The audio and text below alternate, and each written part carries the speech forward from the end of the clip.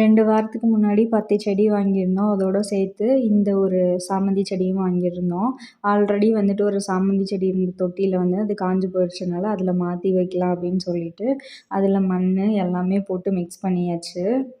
First வந்து அந்த பழைய மண்ணை நல்லா கிளறி விட்டுட்டு லூஸ் பண்ணியாச்சு. ஏன்னா வந்துட்டு சாமந்தி செடி வளரணும்னா மண் வந்து ரொம்ப லூஸாக இருக்கணும். டைட்டாக இருந்தாக்கா அதோட வேர்லாம் இறங்காது. அதனால வந்து கொஞ்சம் மண்புழு உரம், அதுக்கப்புறம் வந்துட்டு அந்த மேன்யூர் எல்லாத்தையும் போட்டு நல்லா வந்துட்டு மிக்ஸ் பண்ணி விட்டாச்சு. மண்ணையும் நல்லா லூஸாக எடுத்தாச்சு. அதே மாதிரி குட்டி பாட்டில் இருந்த அந்த சாமந்தி செடியை வந்து மாற்றி வச்சிடலாம், அப்போ தான் நல்லா முளைக்கும் அப்படின்னு சொல்லிட்டு வேற ஒரு பாட்டில் அந்த மண்ணெல்லாம் மிக்ஸ் பண்ணோம்ல அந்த பாட்டில் வந்துட்டு மாற்றி வச்சேன்.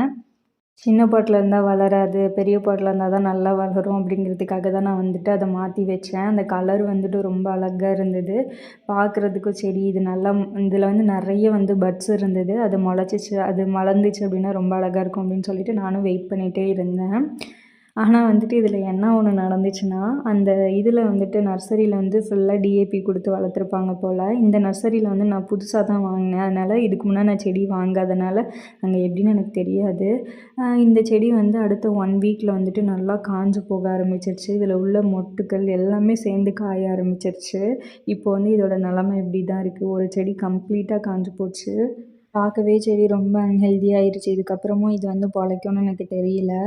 இதுக்கப்புறமாவது செடி பார்த்து வாங்கணும்.